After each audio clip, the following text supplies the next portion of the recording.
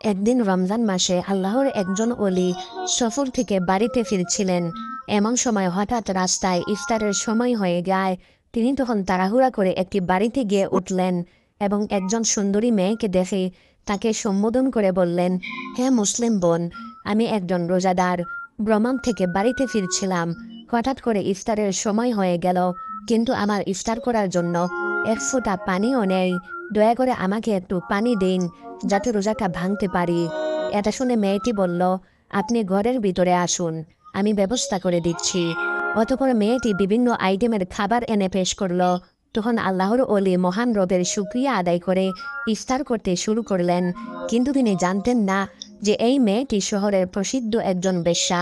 তার আসল নাম ছিল লায়লা, আর মানুষরা তাকে রাতের রানী বলে ডাকত।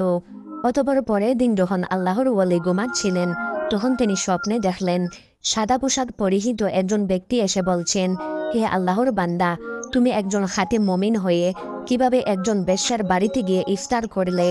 এটা শুনে আল্লাহর ওয়ালি স্তব্ধ হয়ে গেলেন এবং বললেন, আমি তো জানতাম না সেই মেয়েটি খারাপ চরিত্রের মানুষ। যদি জানতাম তাহলে কখনো তার বাড়িতে যেতাম না। তখন লোকটি বললেন, যেহেতু মেয়েটি তোমাকে খাবার দিয়ে ইহসান করেছে, তাই তুমিও তার উপর ইহসান করো। যেভাবেই হোক তাকে খারাপ রাস্তা থেকে ভালো রাস্তার দিকে নিয়ে আসো। এটা শুনে আল্লাহর ওয়ালি বললেন, এটা কি চাইলেই সম্ভব হবে? সে একজন প্রসিদ্ধ দেহ ব্যবসায়ী। শহরের ধনী মানুষেরা তার সাথে রাত কাটানোর জন্য যায়। সে কি তার পাপের রাজ্য ছেড়ে ফিরে আসতে চাইবে? তখন লোকটি খানিকটা রাগ দেখিয়ে বলল, সে পাপের রাজ্যে আছে বলে ভালো হতে চাইবে না। এটা তুমি কিভাবে জানলে? তার সামনে কি কখনো ভালো হওয়ার সুযোগ তুলে ধরেছিলে? এটা শুনে আল্লাহর ওয়ালি চুপ হয়ে গেলেন। অতপর পরের দিন তিনি আবারও সেই লাইলার কাছে গেলেন। লাইলা তখন আল্লাহর ওয়ালির চেহারা দেখে চিনতে ভুল করেনি। সে তাকে দেখে কিছুটা অপ্রস্তুত হয়ে গেল। এই অবস্থা দেখে আল্লাহর ওয়ালি বললেন, আমি তোমার কাছে সময় কাটাতে আসিনি, বরং তোমাকে একটি সত্য জানাতে এসেছি। এটা শুনে লাইলা প্রথমে অবাক হলেও কার কথায় কৌতূহলী হয়ে গেল। আল্লাহর ওয়ালি তখন আবারও বললেন, আমি একজন সাধারণ মানুষ, এখনো আলোর দিশা খুঁজে বেড়াচ্ছি।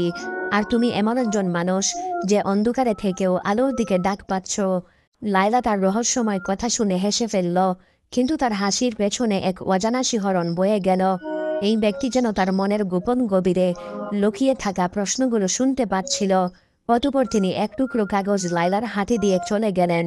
সেই কাগজে লেখা ছিল, তুমি সৃষ্টি হয়েছ শুধু মানুষের বিনোদন দেওয়ার জন্য নয়, তোমার জন্মের উদ্দেশ্য আরও গভীর। তুমি কি সত্যকে জানতে চাও? এটা পরে লায়লা চিন্তায় পড়ে গেল। গভীর রাতেও লায়লা ঘুমাতে পারল না। তার হৃদয়ের মধ্যে যেন এক ঝড় বয়ে যাচ্ছিল। সে ভাবছিল, এই ব্যক্তি আসলে কে? কেন সে আমার কাছে এসেছে? অতঃপর পরের দিন লায়লা সেই লোকের সন্ধানে বের হয়ে যায়, কিন্তু বহু খোঁজাখুঁজির পরেও তার কোনো সন্ধান পেল না। অবশেষে লায়লা শহরের হাকিমের কাছে উপস্থিত হল এবং সেই পথিক সম্পর্কে তথ্য জানতে চাইল। হাকিম প্রথমে অবাক হলেও পরে ফিসফিস করে বলল, লায়লা, এই লোক কোনো সাধারণ মানুষ নয়। তুমি কি জানো সেই ব্যক্তিকে? উত্তরে লায়লা বলল, না, আমি শুধু জানি সে আমাকে প্রশ্নের জালে ফেলে গেছে। তখন হাকিম বলল, আসলে লোকটি একজন সাধক, তার নাম জায়েদ। বহু বছর আগে সে ছিল একজন ধনী ব্যবসায়ী, কিন্তু একদিন সবকিছু ছেড়ে দিয়ে সত্যের সন্ধানে সে বেরিয়ে পড়ে। সে কেবল তাদের কাছে যায় যাদের জন্য আল্লাহর কোনো পরিকল্পনা থাকে। এটা শুনে লায়লার হৃদয় কেঁপে উঠল। সে বিশ্বাস করতে পারছিল না যে তার মতো একজন বেশ্যা নারীর জন্য আল্লাহর একজন ওলি এসেছিল। অতঃপর লায়লা হাকিমের কাছ থেকে আল্লাহর ওয়ালির সন্ধান নিয়ে রওনা হয়ে গেল। এদিকে আল্লাহর ওয়ালি একটি মসজিদে বসা ছিলেন। তিনি লায়লাকে আসতে দেখে সীমাহীন খুশি হলেন এবং কোমল কণ্ঠে বললেন, তুমি এসেছো তাহলে? আমার বিশ্বাস ছিল তুমি আসবে। তখন লায়লা শুকনো গলায় বলল, আপনি আমাকে এই প্রশ্নগুলোর সামনে দাঁড় করিয়ে দিলেন কেন? এটা শুনে আল্লাহর ওয়ালি হেসে বললেন, কারণ তুমি জানো, তুমি শুধু এক রাতের সৌন্দর্য হওয়ার জন্য জন্মাওনি, বরং আল্লাহ তাআলা তোমাকে সৃষ্টি করেছেন ঘরের রানী হিসাবে। এই কথাগুলো যেন লায়লার হৃদয় কাঁপিয়ে দিল। তখন আল্লাহর ওয়ালি আবারও বললেন, আচ্ছা লায়লা, তুমি এই ঘৃণ্য কাজে কিভাবে জড়িয়ে গেলে? একবারও কি নিজের আত্মসম্মানের কথা চিন্তা করলে না? এটা শুনে লায়লার ভিতরটা কান্নায় ফেটে যাচ্ছিল। সে কেঁদে কেঁদে বলল, কোনো মেয়ে স্বেচ্ছায় নিজের সম্মান বিলিয়ে দেয় না, পরিস্থিতি তাকে বাধ্য করে এই কাজে নিয়ে আসে। আমি ছোটবেলায় দুর্ভাগ্যবশত আমার মা বাবাকে হারিয়ে ফেলি। তারপর একজন ব্যবসায়ী আমাকে দত্তক নেয়, কিন্তু কিছুদিন পর সে আমার সাথে বিশ্বাসঘাতকতা করে এবং একটি পতিতালয়ে চড়া দামে বিক্রি করে দেয়। তারপর থেকে আমি একজন পতিতা।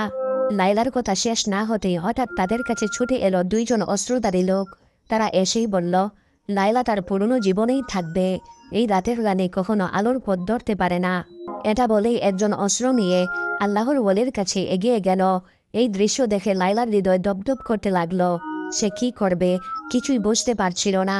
একটা সময় লাইলা কাপাকনকে বলল, এই ব্যক্তিকে কোনো আঘাত করবে না, তার কোনো অপরাধ নেই, তোমরা বলো এখন তোমরা কি চাও। তখন একজন অস্ত্রধারী বলল, তোমার ফিরে আসা দরকার, তুমি আমাদের পতিতালয়ের জন্য একজন রত্ন, আমাদের শক্তির উৎস, তুমি যদি চলে যাও আমাদের অস্তিত্ব বিপন্ন হবে। এই কথা শুনে লাইলা খুবই কষ্ট পেল। নিজেকে একটা পরাধীন ব্যবসার পণ্য হিসাবে মনে হচ্ছিল। তখন আল্লাহর ওলি নরম কণ্ঠে বললেন, লাইলা, মানুষের সত্যিকারের মূল্য তার অন্তরে লুকানো থাকে, তুমি যদি মুক্তি চাও তবে এখনই সিদ্ধান্ত নিতে হবে।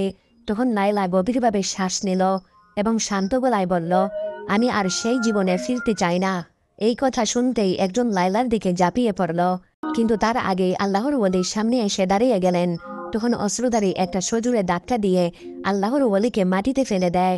এটা দেখে লাইলা চিৎকার করে উঠল এবং সাহস নিয়ে একটা পাথর দিয়ে আঘাত করল লোকটির মাথায়। অতঃপর চোখের পলক এসে আল্লাহর ওলিকে নিয়ে দৌড় দিল। তারা সর্বোচ্চ শক্তি দিয়ে দৌড়াচ্ছিল আর পেছন থেকে শোনা যাচ্ছিল ধাওয়া করার আওয়াজ। কিন্তু লাইলার মনে এখন শুধু একটাই কথা, আমি মুক্তি চাই, আমি সত্য চাই। এক পর্যায়ে তারা একটি পুরনো বাড়িতে আশ্রয় নিল। আল্লাহর ওলি জায়েদের কপাল থেকে রক্ত ঝরছিল, কিন্তু তার চোখে ছিল প্রশান্তি। তিনি ক্লান্ত গলায় বললেন, লাইলা, তুমি তোমার প্রথম যুদ্ধ জিতে গেছ। তখন লাইলা হাঁপাতে হাঁপাতে বলল, কিন্তু আমার পথ তো এখনো শুরুই হয়নি, না জানি আরও কি কি পরীক্ষা রয়েছে আমার জন্য। তখন জায়েদ মৃদু হেসে বললেন, এটাই তো আসল কথা, অধিকের যাত্রা কখনো এত সহজ হয় না। এদিকে শহরের অন্য প্রান্তে অস্ত্রধারীরা আবারও জড়ো হচ্ছিল। তারা জানত লাইলা পালিয়ে গেছে, কিন্তু তারা এটা জানত না যে লাইলা আর আগের সেই রাতের রানী নেই। এদিকে পুরনো বাড়িতে লাইলা আর জায়েদ লুকিয়েছিলেন। লাইলার হৃদস্পন্দন তখনও দ্রুত চলছিল, কিন্তু তার মনে এক নতুন অনুভূতি কাজ করছিল। এজন্য এক ধরনের সাহস, এক ধরনের মুক্তির স্বাদ। অতঃপর লাইলা জায়েদকে ফিসফিস করে বলল, আমরা এখন কি করব?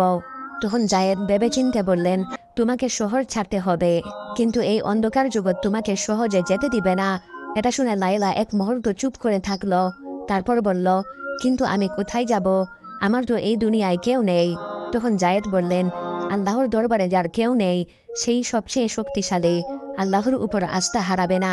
তিনি ওয়াদা দিয়েছেন, কেউ যদি আল্লাহর রাস্তায় যাওয়ার জন্য চেষ্টা করে তাহলে তিনি অসংখ্য রাস্তা খুলে দিয়ে সাহায্য করবেন। অতঃপর তারা রাতের বেলা শহর ছাড়ার জন্য বের হয়ে গেল, কিন্তু কিছুক্ষণ যাওয়ার পর দেখতে পেল অদূরে এই সীমান্তে অস্ত্রধারীরা টহল দিচ্ছে। এই দৃশ্য দেখে লাইলা এক গভীর শ্বাস নিল। তখন জায়েদ অভয় দিয়ে বললেন, ভয়ের কিছু নেই, শহরের একটি গোপন সুড়ঙ্গ পথ রয়েছে যা অনেক পুরনো, তার ব্যাপারে কেবলমাত্র কিছু অভিজ্ঞ লোকই জানে। আমরা সেই পথ দিয়েই পালাবো, তুমি অযথা ভয় পাবে না। তখন লাইলা মুচকি হেসে বলল, কিসের ভয়? আপনি যেহেতু সাথে আছেন তাই ভয় পাওয়ার কিছুই নেই। তবে যেভাবেই হোক আমি মুক্তি চাই। অতঃপর তারা সুড়ঙ্গ পথ দিয়ে চলতে লাগলেন। কিছুক্ষণ যাওয়ার পর হঠাৎ পেছন থেকে পায়ের শব্দ শোনা গেল। অস্ত্রধারীদের কেউ হয়তো পিছু নিয়েছে। জায়েদ তখন লাইলার দিকে তাকিয়ে বললেন, এবার তোমার ওপর নির্ভর করছে লাইলা, তুমি কি সত্যের পথে এগুবে নাকি আবার অন্ধকারে ফিরে যাবে? তখন লাইলা এক মুহূর্তের জন্য চোখ বন্ধ করে বলল, আমি আলো চাই, আমি অন্ধকারে যেতে চাই না। লাইলা কিছুক্ষণ চুপ থেকে আবারও ফিসফিস করে বলল, আমরা কি তাহলে ধরা পড়ব?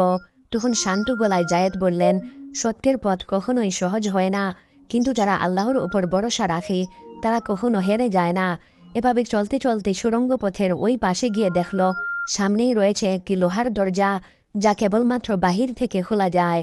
এটা দেখে লাইলা নিরাশ হয়ে বলল, এখন কি হবে? পেছন থেকে অস্ত্রধারীদের ধাওয়ার শব্দ আসছে। তখন আল্লাহর ওলি জায়েদ দোয়া করে ধীরে ধীরে দরজার একটি অংশে বিসমিল্লাহ বলে ধাক্কা দিলেন। সঙ্গে সঙ্গে দরজাটি দোপাস করে মাটিতে পড়ে গেল। তখন তারা আলহামদুলিল্লাহ বলে বের হয়ে আসলেন। তখন লায়লার হৃদয়ে কোরআনের একটি আয়াতের কথা মনে হচ্ছিল, যেখানে বলা হয়েছে, যারা আমার পথে সংগ্রাম করে আমি অবশ্যই তাদের জন্য আমার পথ খুলে দেব। অতঃপর তারা ক্লান্ত শরীরে মরুভূমির পথে দৌড়াতে লাগলেন। আর একটু সামনে গেলে হয়তো তারা তাদের নাগালের বাইরে চলে যাবে।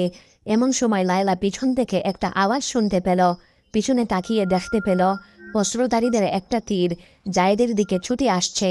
লায়লা তখন নিজের শরীরটা জায়েদের সামনে নিয়ে তীরটি নিজের শরীরে নিয়ে নিল। ফলে লায়লা ঢপ করে মাটিতে লুটিয়ে পড়ল। তখন জায়েদ বিস্ময়ে চিৎকার করে তার দিকে তাকিয়ে দেখলেন যে রক্ত তার জামাকাপড় ভিজিয়ে দিচ্ছিল, কিন্তু লায়লার চোখে ছিল প্রশান্তি। সে বলছিল, আমি এখন মুক্ত, আমি অন্ধকার থেকে বেরিয়ে এসেছি। ঠিক তখন ওই মরুভূমির গভীর থেকে কয়েকজন রহস্যময় মানুষ এসে হাজির হলো। তাদের একজন জায়েদের কাঁধে হাত রেখে বলল, তোমরা সত্যের পথের যাত্রী, তাই আল্লাহ তাআলা আমাদেরকে পাঠিয়েছেন তোমাদের সাহায্য করার জন্য। অতঃপর তারা লায়লাকে একটি উটের পিঠে বসিয়ে দিল। তখন জায়েদ বিস্ময়ে তাকিয়ে বললেন, তোমরা কে? উত্তরে একজন বলল, আমরা সেই পথিক যারা আলোর দিশা খুঁজে বেড়ায়, এবং আজ থেকে লায়লাও আমাদের একজন। এদিকে অস্ত্রধারীরা দূর থেকে সেই অদ্ভুত পথিকদেরকে দেখে তারা দাঁড়িয়ে গেল। তারা আর এগিয়ে যেতে সাহস করল না। অতঃপর 3 দিন 3 রাত ধরে চলার পর তারা একটি ছোট্ট গ্রামে গিয়ে উপস্থিত হলেন। লায়লা তখন ফিসফিস করে বলল, আমরা কোথায় এসেছি? উত্তরে পথিকদের একজন বললেন, এটা হলো আশ্রয়স্থল, সত্য সন্ধানকারীদের জন্য একটা গোপন স্থান। অতঃপর লায়লা যখন গ্রামের ভেতরে প্রবেশ করল, তখন একজন বৃদ্ধা সামনে এসে বললেন, তুমি তো সেই মেয়ে যে অন্ধকার থেকে বেরিয়ে আসতে চেয়েছিলে। লায়লা তখন মাথা নিচু করে বলল, আমি জানি না আমি কি সত্যি এই জীবনের যোগ্য কিনা। তখন বৃদ্ধা হেসে বললেন, আল্লাহর রহমত সব পাপের চেয়ে বড়, তুমি শুধু শুরু করো। অতঃপর লায়লা সেখানে নতুনভাবে জীবন শুরু করল। আল্লাহর ঐশী বাণী মানুষের কাছ থেকে শিখা আরম্ভ করল। অতঃপর একদিন জায়েদ তার কাছে গিয়ে বললেন, এখন থেকে তুমি শুধু লায়লা নও, তুমি একজন আল্লাহর নতুন দাসী। এটা শুনে লায়লা দীর্ঘ একটা শ্বাস ফেলল, কোনো কিছুই বলল না। তখন জায়েদ তাকে বললেন, লায়লা, তুমি কি এখনও ভাবছ?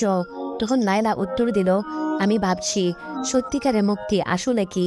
তখন জায়েদ হেসে বললেন, মুক্তি তখনই আসে যখন তুমি তোমার রবকে নিজের থেকে বেশি ভালোবাসতে শিখবে।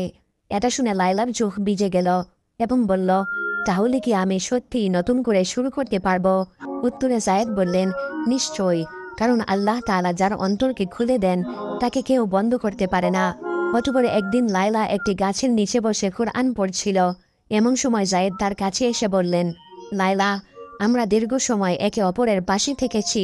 তোমার সাথে এই যাত্রা শুরু করা আমার জীবনের অন্যতম শ্রেষ্ঠ সম্মান। কিন্তু এখন আমি তোমাকে একটি প্রশ্ন করতে চাই। লায়লা তখন হেসে বলল, ঠিক আছে, বলুন কি বলতে চান। তখন জায়েদ বললেন, তুমি কি আমার সাথে আল্লাহর পথে এই জীবনের বাকি সময়টি কাটাতে চাও? এই কথা শুনে লায়লার চোখে পানি টলমল করতে লাগলো। তার হৃদয়ে এক অদ্ভুত শান্তি অনুভূত হচ্ছিল এবং সে বলল, আমি অবশ্যই চাই। আমি চাই আল্লাহর পথে আমাদের এই পথ চলা অব্যাহত থাকুক এবং আপনি আমার জীবনের অংশ হয়ে যান। তখন জায়েদ মিষ্টি হেসে বললেন, তাহলে আমি তোমাকে আমার জীবন সঙ্গী হিসাবে গ্রহণ করতে চাই। তুমি কি আমার স্ত্রী হতে চাও? এটা শুনে লায়লা আবেগাপ্লুত হয়ে পড়ল। কিছুই সে উত্তর দিতে পারছিল না, কিন্তু জায়েদ তার মনের অভিব্যক্তি ঠিকই বুঝে নিলেন। অতঃপর গ্রামের সবচেয়ে মুরব্বীদের উপস্থিতিতে তাদের বিয়ের আয়োজন করা হলো। লায়লা এবং জায়েদ একে অপরকে সসম্মানে বিয়ে করে নিলেন। ফলে আল্লাহর নামে শুরু হলো তাদের নতুন জীবন। প্রিয় বন্ধুগণ, ভিডিওটি ভালো লাগলে একটা লাইক দিবেন এবং কমেন্ট বক্সে অবশ্যই আপনার মূল্যবান মতামত জানাবেন। শুধুমাত্র ইনশাআল্লাহ না বলা